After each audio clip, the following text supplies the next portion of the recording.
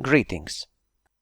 It's no surprise that many have trouble finding materials, so let me show you two web pages which will help you greatly. Because even while we know more or less where to find, it's still very confusing. And both web pages are really great. So let's start with this one, inara.cz. And you can go straight to Galaxy. Then choose Outfitting and Crafting, and what you are looking for is called Components. There you can find all information regarding resources needed for crafting. This is what you really need. Here are listed all or almost all components needed. You can see the list. It's insane. It's insane list. And now tell me, let me just set them by type. Does it make any sense to you that we have 600 limit on all of these? I mean, there are like 50 of those, and there will be more in time.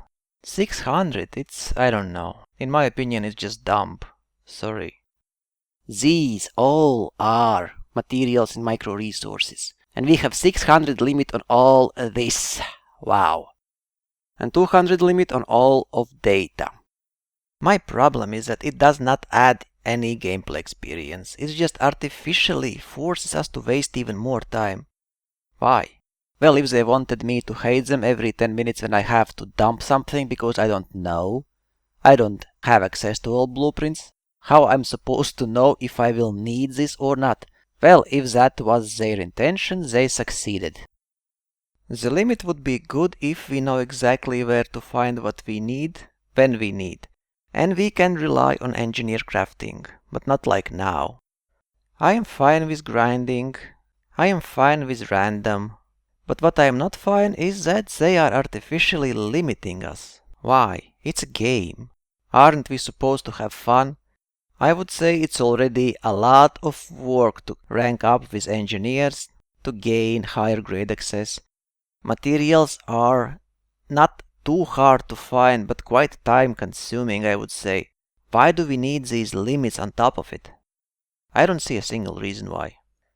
So here you can see all you need for engineers, starting with commodities, where to buy them. You can see which materials you can find on planet surfaces. I can add that I've tried mining, and most of those you can actually mine now, even some of very rare ones. I didn't find all of them, but I spent like 3-4 hours only in different rings. Most likely you can find all of them if you are lucky while you are mining.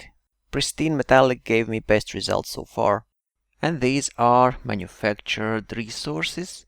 Mostly you can find them at unidentified signal sources or other points of interest, but there is no guarantee that you will find anything. If you want certainty, try and do missions.